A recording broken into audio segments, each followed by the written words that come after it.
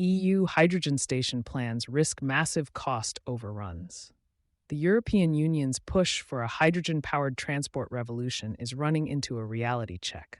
New analysis from Chalmers University of Technology highlights that the EU's current hydrogen refueling station requirements might lead to massive waste and mismatched coverage across member states. Under the Alternative Fuels Infrastructure Regulation, AFIR, adopted in 2023, EU countries must build hydrogen stations at least every 200 kilometers on major roads and in all major urban hubs by 2030. The goal? Enable long-haul trucking and support the shift to zero-emission transport.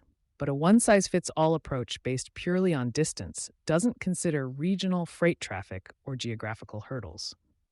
A deep dive into 600,000 European freight routes shows how off-target these plans might be. In France, actual future demand could be 7 times higher than the 2030 targets predict, leaving truck operators without enough coverage as hydrogen adoption ramps up. Meanwhile, Bulgaria, Romania, and Greece risk the opposite, a network of costly stations with barely any use, translating into tens of millions of euros in wasted annual spending. Terrain, not just distance, drives hydrogen demand beyond traffic flows. Geography turns out to be a key blind spot in Europe's hydrogen strategy.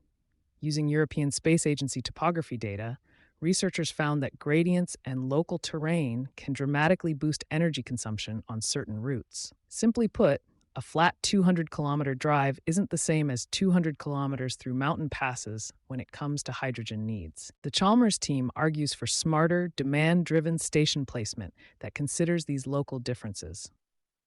Their model combines freight traffic data with geographic and energy consumption factors to give a more accurate picture of where hydrogen stations are truly needed.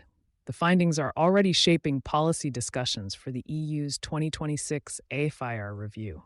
National governments and fleet operators alike are being urged to rethink infrastructure investments, balancing climate goals with practical economics.